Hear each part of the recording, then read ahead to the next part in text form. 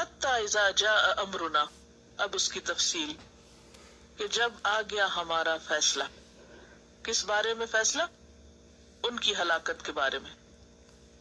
اور فارت تنور، فارا یفور فور کا معنی ہوتا ہے پھوٹ کے نکلنا، ابل پڑنا.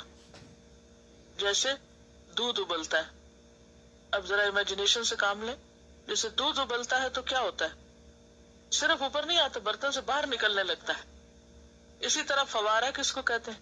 جیسے شاور ہوتا ہے، پھوٹ کے باہر نکلنا.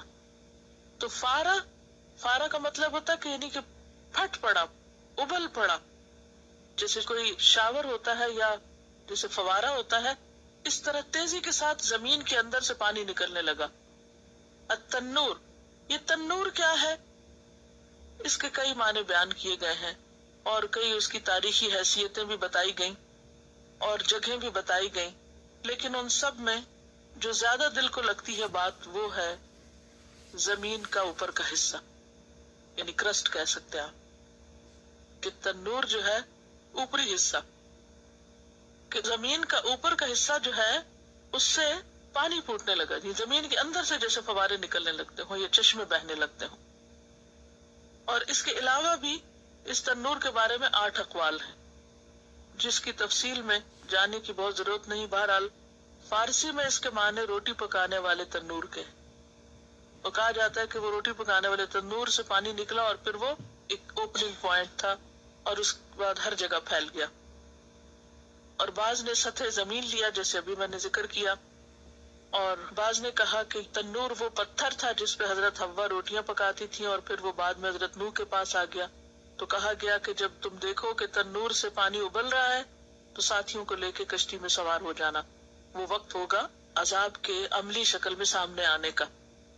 یعنی اس خاص پتھر سے پانی شروع ہوا جس کو دیکھ کے نوح علیہ السلام کو پتہ چل گیا کہ اب عذاب آ گیا.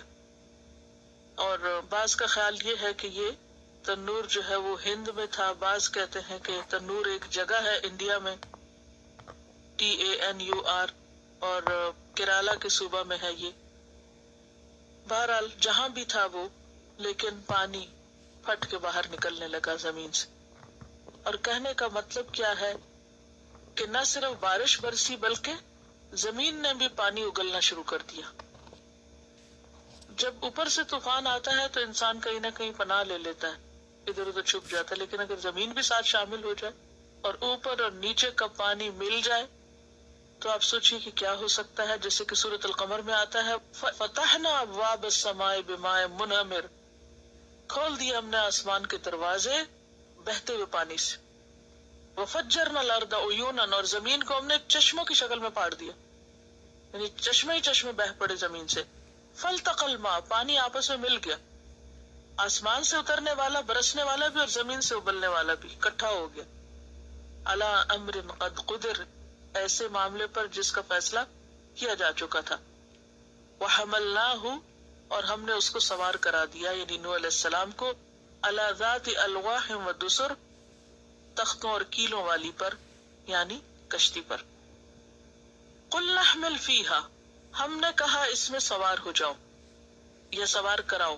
من کلن، ہر قسم کے، زوجینی، 2 زوج، اثنین، 2. زوجین زوج کا تسنیہ ہے. زوج کہتے ہیں جوڑے کے ایک فرد کو، اسپاؤز کے معنوں میں. اور 2 سے مراد ایک نر اور ایک مادہ. اثنین سے مراد 2، یعنی 2 سے مراد کیا ہے؟ نر اور مادہ. ہم نے کہا سوار ہو جاؤ اس میں یا سوار کراؤ اس میں ہر جوڑے کو، وَأَهْلَكَ، اور اپنے گھر والوں کو، إِلَّا مَنْ سَبَقَ عَلَيْهِ الْقَوْلُ، مگر جس پہ گزر چکی بات، یعنی جن کا میں بتا چکا ہوں کہ وہ نہیں جائیں گے. وَمَنْ آمَنَ، اور جو ایمان لائیں. اور کس کی طرف اشارہ ہے؟ اہل میں سے جن پہ بات گزر گئی، بیوی اور بیٹے کی طرف.